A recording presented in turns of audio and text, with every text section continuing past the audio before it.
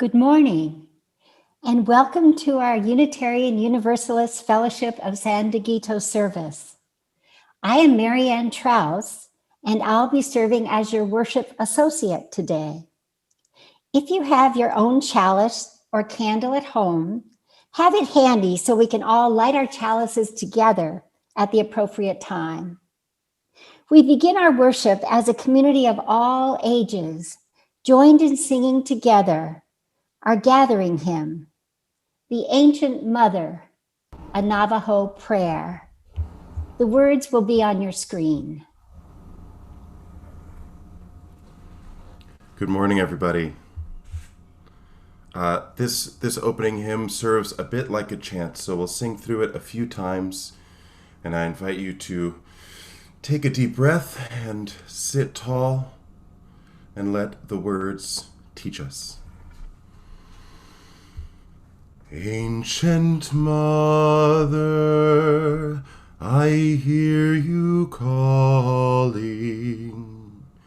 Ancient Mother, I hear your song. Ancient Mother, I feel your laughter. Ancient Mother, I taste your tears.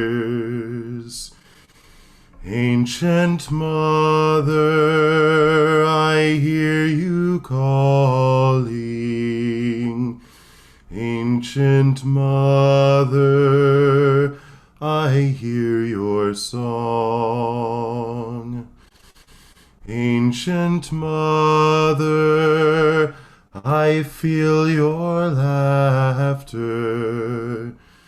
Ancient Mother, I taste your tears. Ancient Mother, I hear you calling.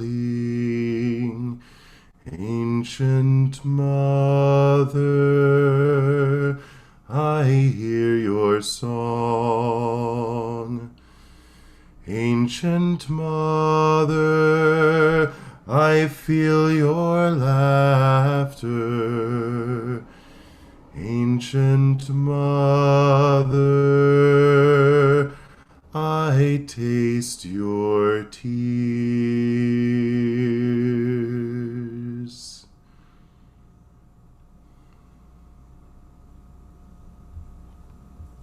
If you are visiting today, we are so glad you're here and hope that you'll enjoy your time with us this morning. We're delighted to have Doug Mackey as our guest speaker today. Doug lives in Washington State, and he's a member of the Olympia Unitarian Universalist congregation. He has been instrumental in developing and coordinating an active learning right relations program over the last 6 years. This interfaith program includes classes and gatherings, meetings and visits to tribal sites aimed at addressing the historic marginalization and ongoing inequities faced by their Indigenous neighbors. Welcome, Doug. Thank you so much for joining us today. The UU faith calls us to fully understand the legacy of Christopher Columbus, just as it calls us to respect and learn from Indigenous peoples. We must support their struggles for social justice and religious freedom. We join UUs across the US today in honoring Indigenous Peoples Day, which is tomorrow. We'll start with a short introduction, which is a video that was produced by PBS called Native Americans First Look.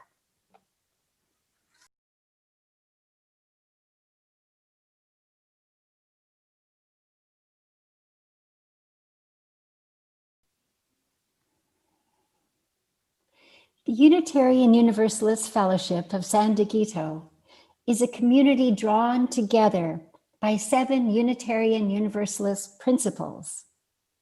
These principles of our faith, we covenant together to affirm and live into being in our lives and in the world.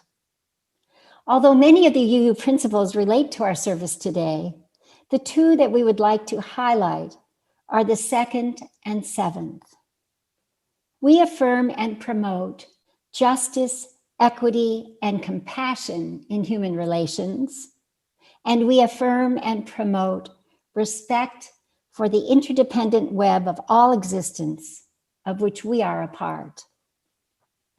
At this challenging time, we come together to reaffirm our commitment to each other as one community and one world, recognizing that we are together no matter what. Welcome. We're so glad you're all here. We're an active congregation, and there are many ways to keep informed.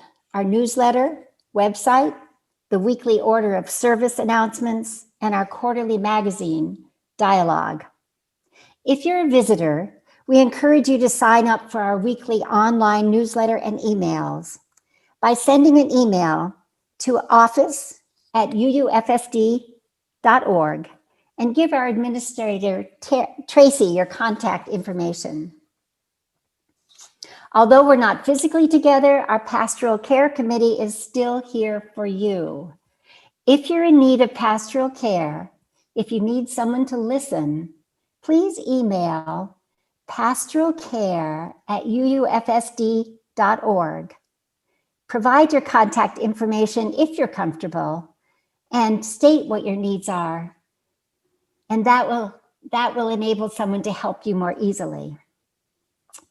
I'd like to repeat, it's pastoralcare@uufsd.org. We have 3 announcements today. First, Rev Jo will be taking a study leave from October 12th to 17th.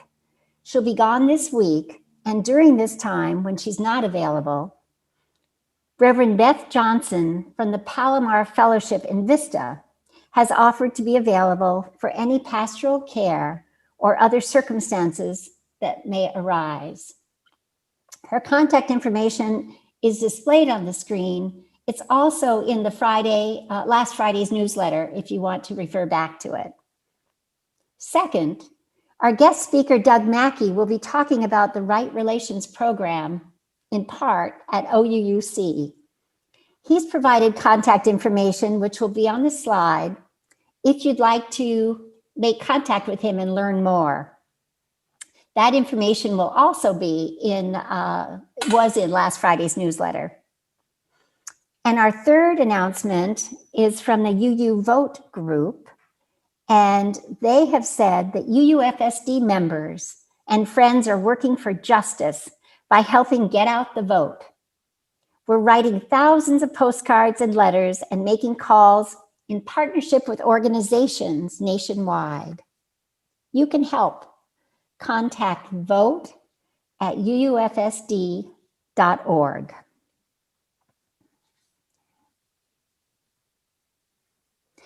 I would like to acknowledge the people who first occupied this beautiful land near the sea where our fellowship sits and we all live. Their descendants still live here. I light this candle for the Kumeyaay Nation.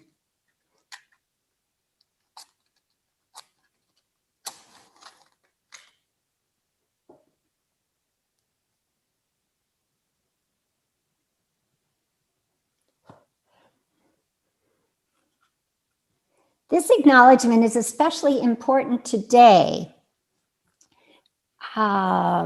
as we pay homage to our American Indian heritage. You may say the words with me that will be on the slide, which has been written as an acknowledgement, a land acknowledgement to our ancestors. On behalf of UUFSD, I take a moment to acknowledge the land on which we stand today as the traditional home of the Kumeyaay people and of all tribes and bands within the Kumeyaay Nation. It holds to our principles to honor the history and work in the present and future with our Native neighbors.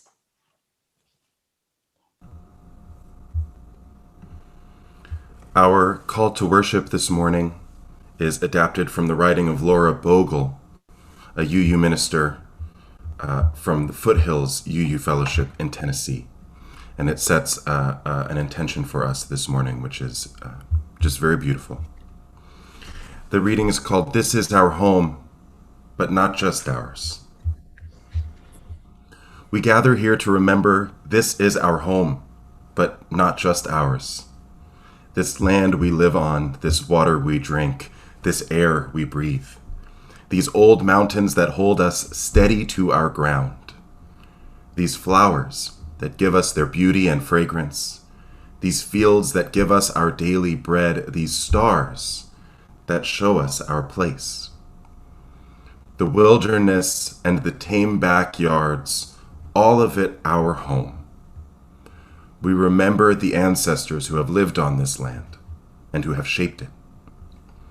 We honor the animals and creatures that have made their home in this land, the ones here now and the ones that used to be here. We envision the future generations who will live on this land and let their voices fill our hearts. We gather here to remember this is our home, but not just ours.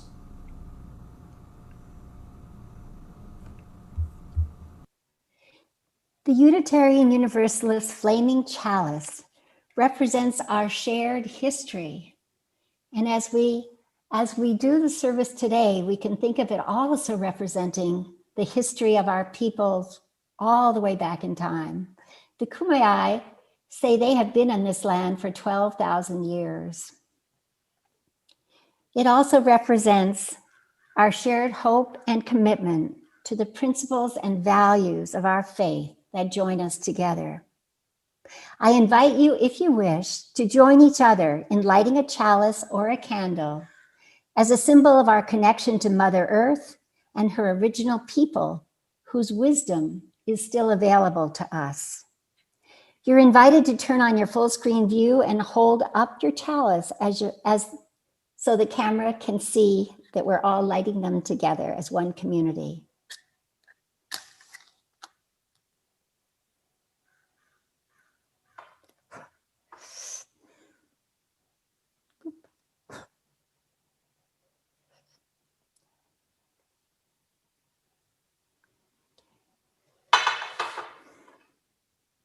Please join in singing our centering hymn, Spirit of Life, followed by reciting our covenant. The words to both will appear on your screen.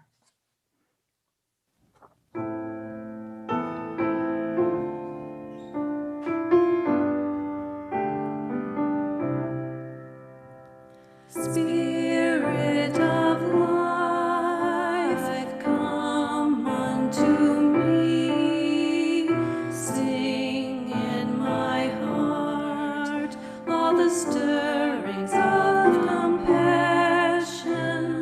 Blow in the wind, rise in the sea, move in the hand, giving life the shape of justice.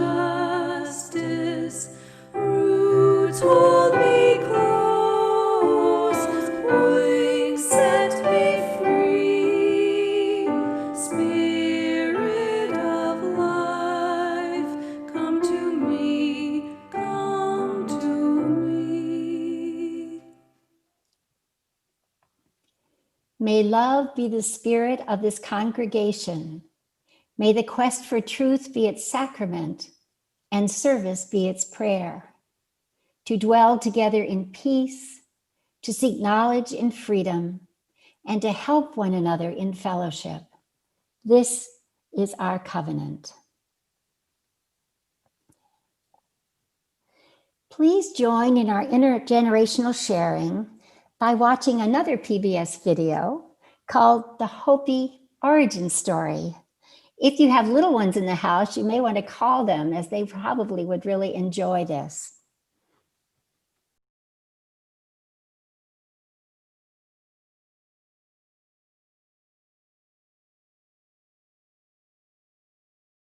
We come now to the traditional element in UU services, joys and sorrows. When I started working with UU communities in 2014, I was immediately struck by both the simplicity and the depth of this ritual. On its face, we take a moment to acknowledge the ways in which our individual lives have changed in recent days. We share milestones and celebrations, challenges and losses. It is not a complicated ritual, and yet it holds a potent power. When a community joins in celebrating its members' most personal triumphs and holds a loving space for their deepest grief, this is a radical act of fellowship and love. It's my privilege this morning to invite our community to participate in this ritual, to create it together. In a moment, Joe will open the chat function, and we invite you to share, as you're comfortable, what you're going through this week, so that we might share in your joy or your sorrow as a community. After a few minutes, I'll read what you've shared aloud, and Mary Ann will drop a stone into a bowl of water for each entry, the water rising as our hearts fill with love. We'll take a few minutes now.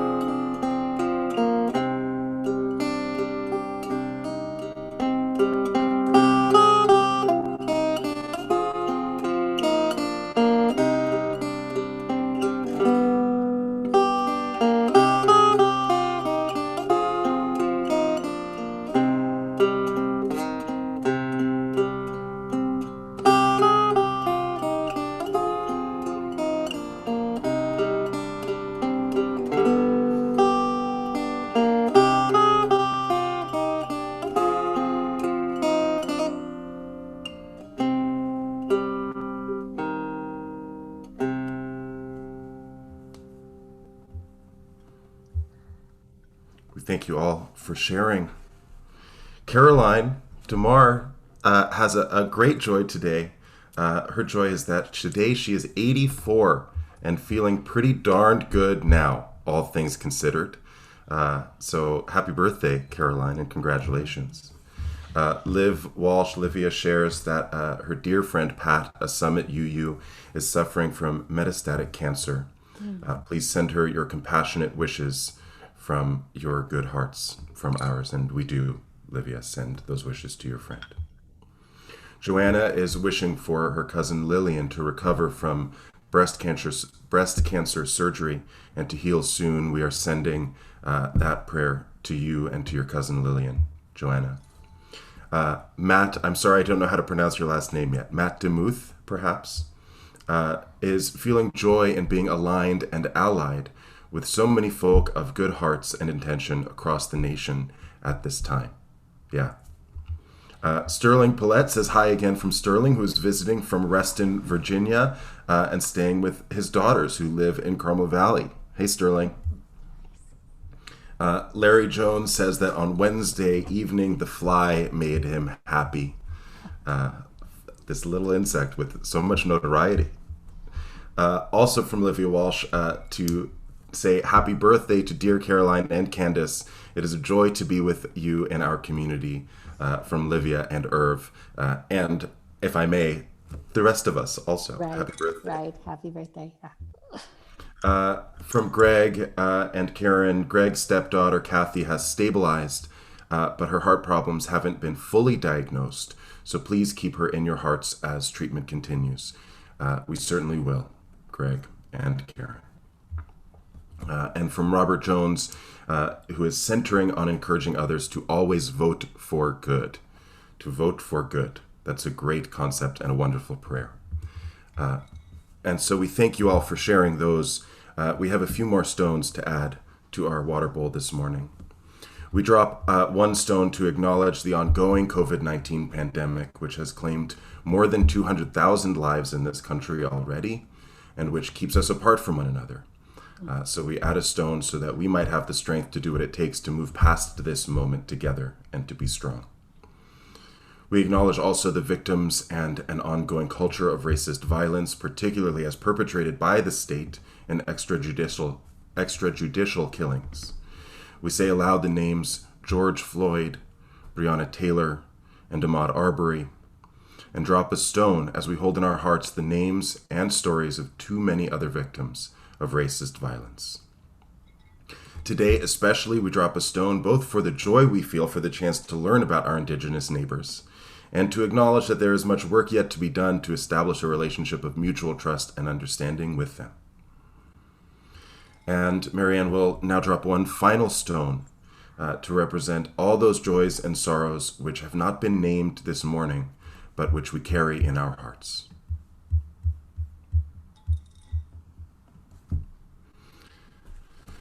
So our guest speaker this morning is Douglas Mackey, who joins us from Olympia, Washington.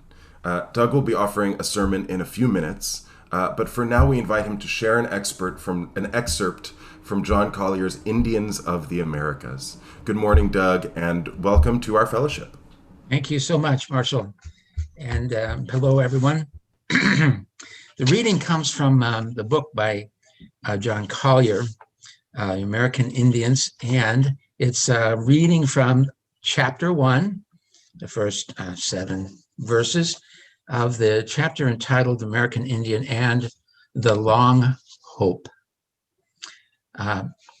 John Collier was the commissioner of the Bureau of Indian Affairs for the Roosevelt administration, Franklin Delano Roosevelt, from 1933 to 1945, is considered one of the eloquent supporters of American Indian history and sovereignty rights. 100 years ago, he played into the political scene at times, but he also served. He was a professional sociologist that served the state of California for a while. Look him up. Again, from The Long Hope. They had what the world has lost. They have it now. What the world has lost, the world must have again, lest it die. Not many years are left to have or have not to recapture the lost ingredient. This is not merely a passing reference to the world wars or the atomic bomb, although the reference includes these ways of death too. These deaths will mean the end if they come. Racial death, self-inflicted because we have lost the way, and the power to live is dead. What in our human world is this power to live? It is the ancient lost reverence and passion for human personality, joined with the ancient lost reverence and passion for the earth and its web of life. The indivisible reverence and passion is what the American Indians almost universally had, and representative groups of them have it still. They have had this power for living, which our modern world has lost, as worldview, as self-view, as tradition and institution, as practical philosophy dominating their societies, and as an art supreme among all the arts. By virtue of this power, the densely populated Inca state, by universal agreement among its people, made the conservation and increase of the earth's resources its foundational national policy. Never before, never since has a nation done what the Inca state did. Thank you.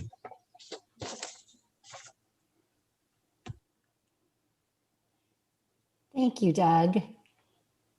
I'm interested in hearing your sermon and more about the power to live and what our Native ancestors have to teach us. Before we hear Doug's sermon or reflection, let us enter a time of silence for meditation, reflection, and prayer by listening to a poem by Joy Harjo, then singing the chant, Meditation on Breathing. The time of silence will end with the sound of the bell. Joy Harjo is the current and first American Indian to be the United States Poet Laureate. She's a member of the Muskogee Nation. Her poems reflect her continuous awareness of both where she is and from where her people have come. This short poem is called It Is an Honor. It is an honor to walk where all around me stands an earth house made of scarlet, of jet, of ochre, of white shell. It is more than beautiful at the center of the world. Let us continue in the spirit of meditation and prayer.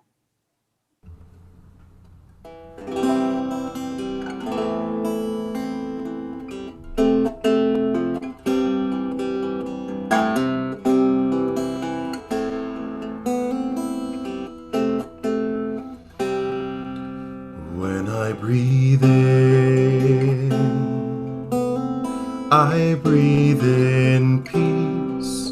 When I breathe out, I breathe out love. When I breathe in, I breathe in peace. When I breathe out, I breathe out love.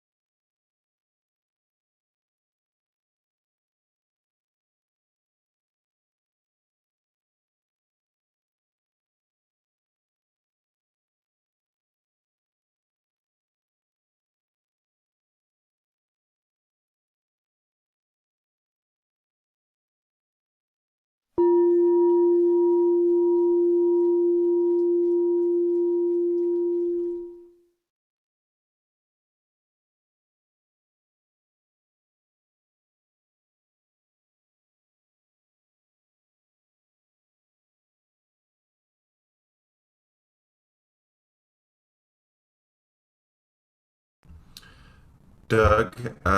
Welcome. We're excited to hear from you. Will you unmute yourself? Thank you. That helps. Zoom. Good morning, everyone. I join you there from the most southern reaches of the Salish Sea, where the Stechas people lived for thousands of years. It is now called the city of Olympia. I must start, though, in a way that one of my dear friends, Robert Tyacum, member of the Puyallup tribe of Indians, would suggest. Doug, you're in your head a lot. You know that? Tick tock, huh? That clock's kind of working on you again. Just be from your heart. Speak from your heart. That's all. I will share with you the story of the beginning of learning right relations, and it's been suggested that maybe the name needs to change someday to living right relations, but it's properly named right now, and I'll tell that story as I go along.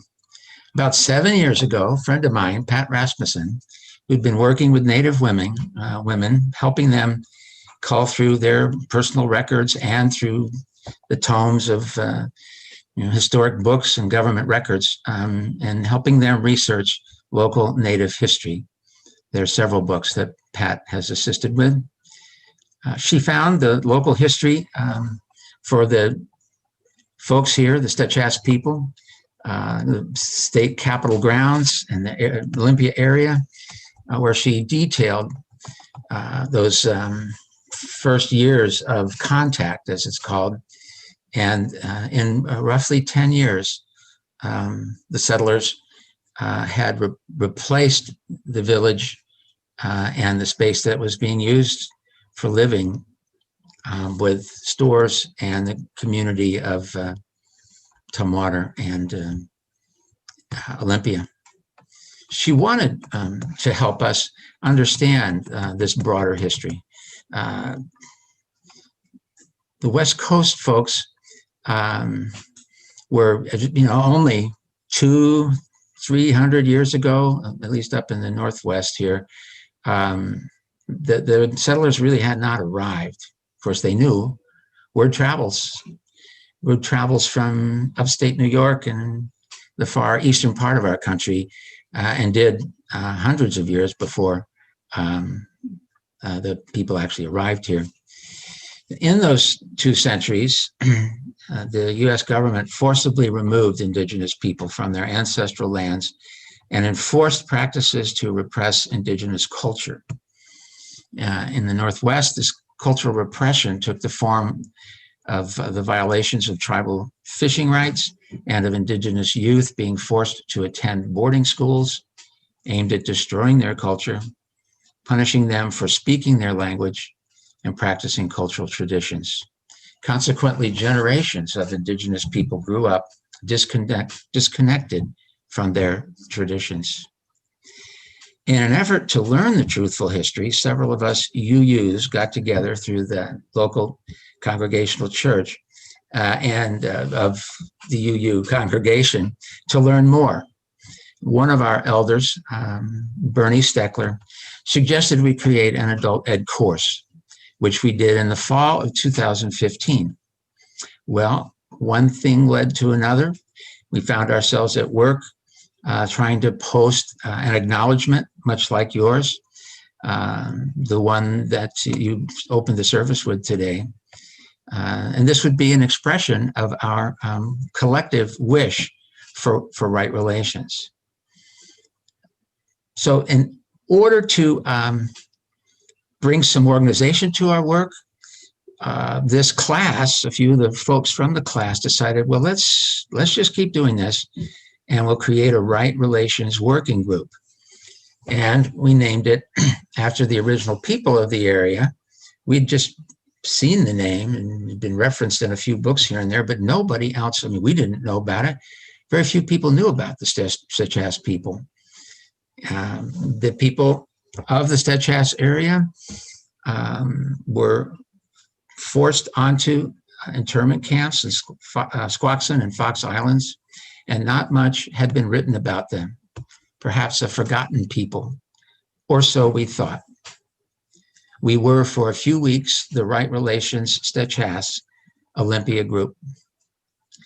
With the coming of the paddle to Nisqually, one of the local tribes, the Squalliops, called the Nisqually tribe, and since about the last 30 years, the tribes have been reinvigorating their practice of paddling to one another's communities. And so with that paddle to Nisqually coming, we felt it right to propose the placement of this acknowledgement at the landing site where the canoe journeys come in, and hundreds of canoes, or excuse me, 100+ canoes come in. And so as we spoke to the landowner, we talked with some of the tribal representatives, people from the canoe families, about such an acknowledgement and how that should be written. And there was some consensus among some of the canoe families of local tribes.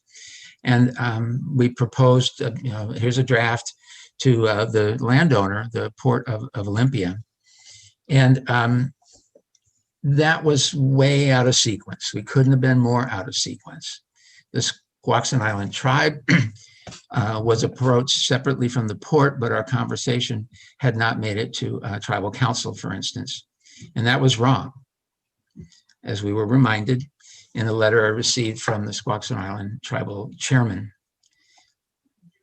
Thank you for your proposed proclamation acknowledging the indigenous people of Southern Puget Sound. We very much appreciate your obvious commitment to our Native communities and their cultures. The chairman went on to address a wrongful use of the name of one of their tribal peoples. The use of the Stechas name by your organization without permission is inappropriate and extraordinarily disrespectful. It is a form of appropriation. I want to read it in his words. It's a form of appropriating another's culture, irrespective of how well-intentioned it may be. The tribe objects to the use of its name in the title of your organization.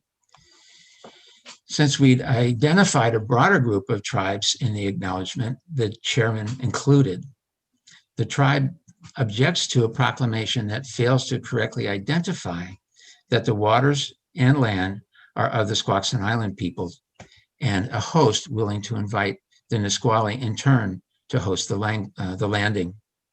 He closed their letter with a reminder about that year's canoe journey, and a reminder about right relations.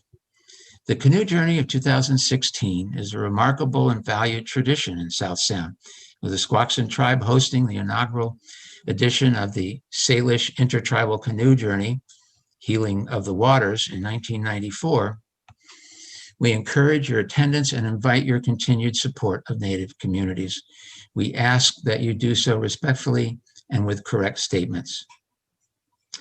So we made mistakes. We made big mistakes. We followed up with a written response to the Tribal Council Chair, including that he addressed two important subjects about which the leadership of our group had been profoundly affected. We apologize for our wholly inappropriate use of the name of the Stechas people and the place they call home, Stechas. We followed. The lesson the tribe was helping us learn, while difficult and humiliating now, was deeply important and unforgettable. So I would like to share the image of this place where the Stechas people lived. I think we have a map we can take a look at that will show where Stechas is. And then following that, we'll look at the language of the acknowledgement that was developed in concert over about a 2-year period. As you're looking at that and you revisit the image of the South Salish Sea, we closed our letter with these words. We hope to raise awareness among non-tribal people about the truthful history of settler colonialism, the historic and current mistreatment of Indian people, the abuse of treaty rights, and the critical potential of right and sustainable relationships with the earth. There is a greater chance humility will find a sustainable balance if we live in a manner consistent with the values of traditional Native cultures.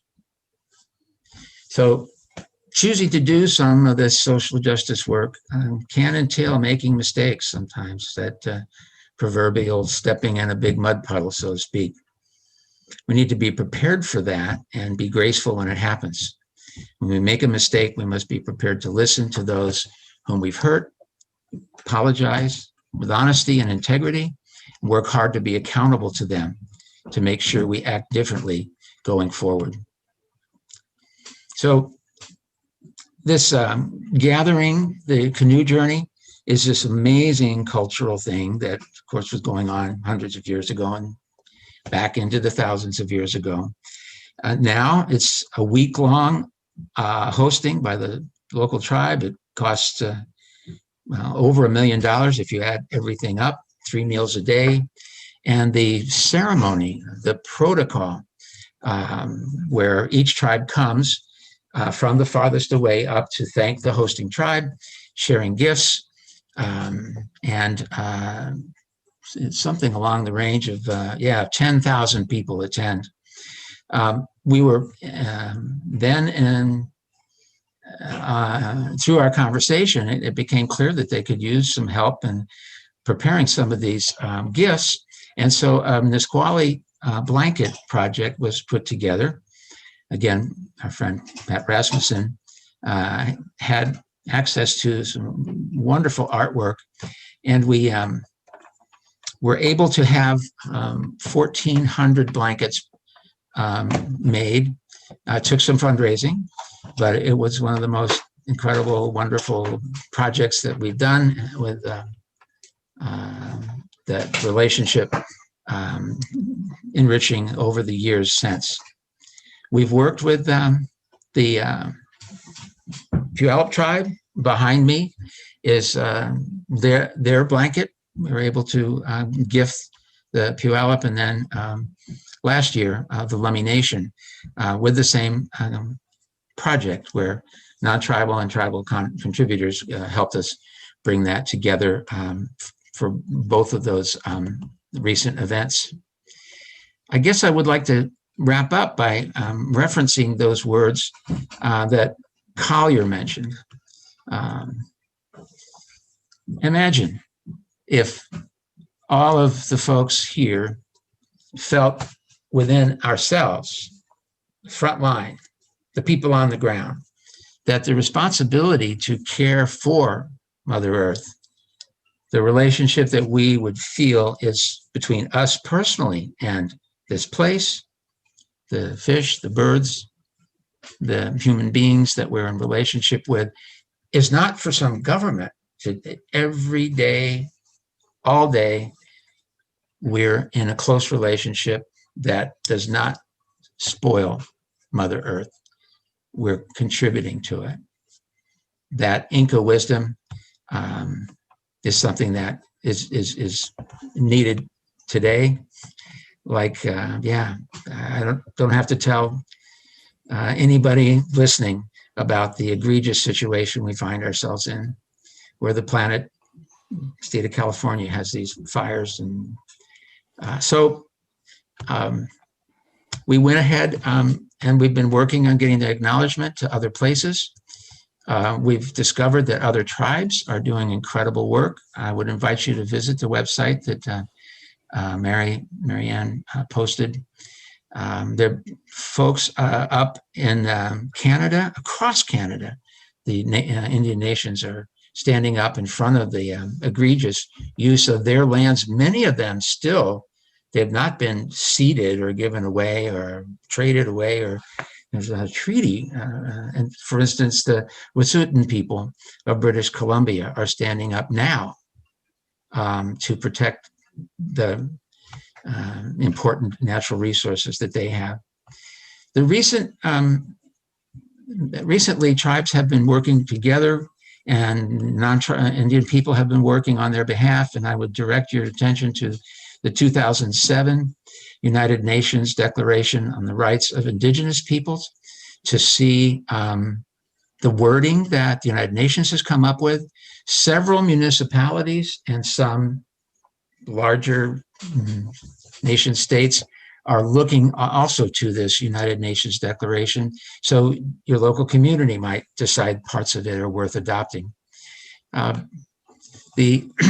me.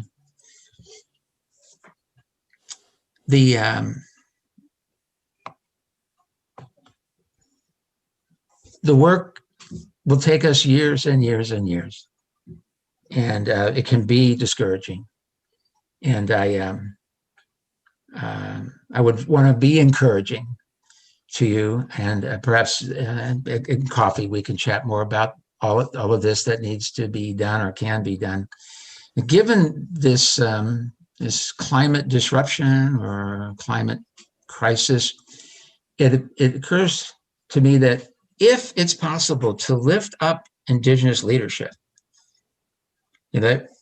this doctrine of discovery that you'll hear about, where the Christendom that came over with the early discoverers, and then based on the papal bulls of the 15th century, there was some sort of right of discovery and right to sublimate, oppress the Indigenous people because of Christendom, ensconced in our Supreme Court that in 1823, in the Johnson v. McIntosh case, essentially said Indian people have the right to occupy land, but not to own it, because we were from England and England was under this doctrine of discovery. It's a law that's referred to even by important Supreme Court justices, such as Ruth Bader Ginsburg in 2015, referencing that same law.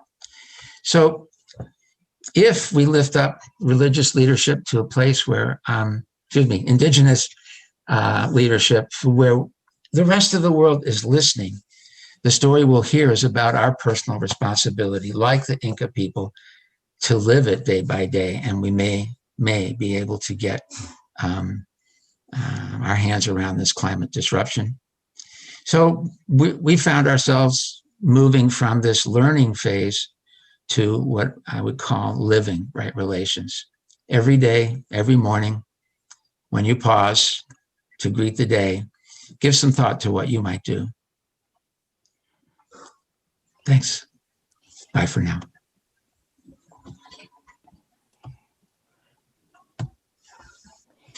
Thank you, Doug.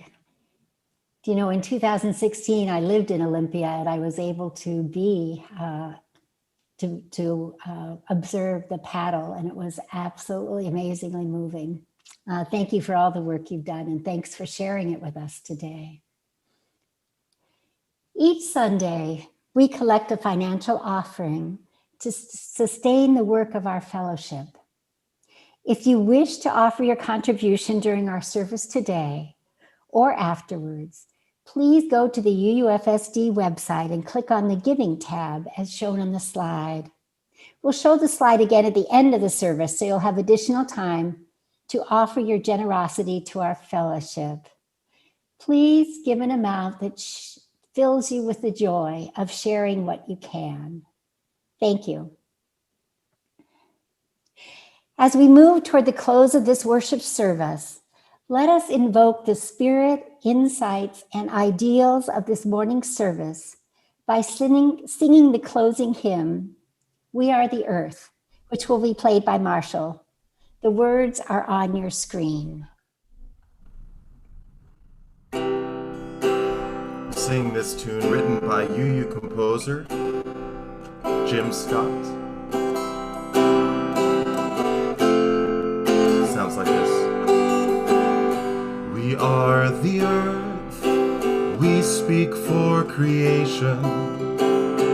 We cannot stand by and watch its devastation. And we will not be bought, we will not be deceived. We are one, we are strong, we are the earth. We are one, we are strong, we are the earth. Let's just try that chorus. And we will not be bought, we will not be deceived. We are one, we are are strong, we are the earth. We are one, we are strong, we are the earth. We are the earth, and we will speak as one. Will not surrender the great glaciers to the sun.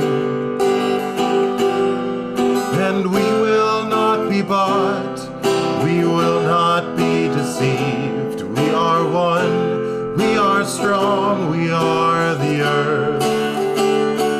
We are one, we are strong, we are the earth. We are the earth, of forest, soil, and ocean. We will stand in our defense and our devotion. And we will not be bought, we will not be deceived. We are one, we are strong, we are the earth. We are one, we are strong, we are the earth. We are the earth, wounded yet unbroken. And we will rise when to power truth is spoken. And we will not be bought, we will not be deceived. We are one, we are strong, we are the earth. We are one, we are strong, we are the earth. We are more than just dwellers on this earth. We are the earth.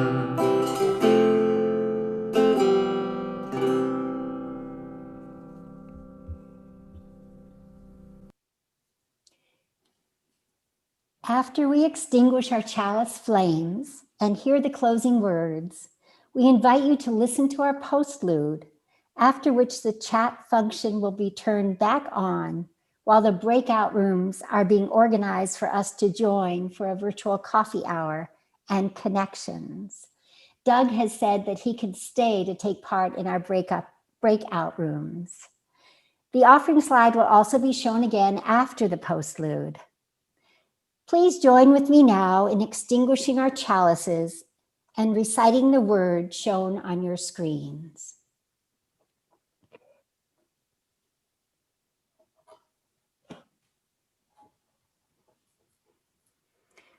We extinguish this flame, but not the light of truth, the warmth of community, or the fire of commitment. These we carry in our hearts until we are together again. In closing, I'd like to read an adaptation of Teach Us to Remember Our History by UU Minister Jude Geiger. After the reading, please enjoy the postlude, then prepare to join a breakout room organized by Joe.